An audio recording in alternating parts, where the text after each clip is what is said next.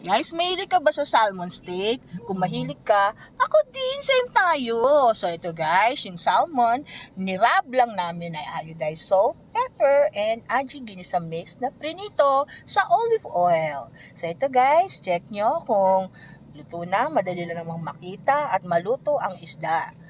Ayan, mukhang luto na.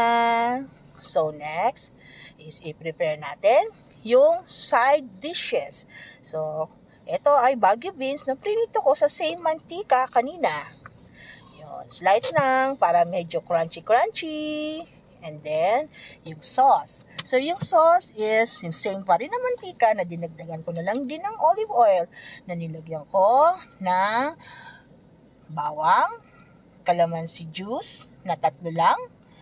And then, kalahating kutsaritang asukal, all-purpose cream, and pepper. So, ayan guys. Ito na yung ating sauce. Tinap ko na dun sa salmon steak at top with cheese melt. So, microwave ko na lang siya para mabilis. So, ayan na guys, yung aking cheesy baked salmon steak. Let's try this kung masarap. Ayan na guys. Sarap guys. Ka-restaurant level na. Kaya try mo na din.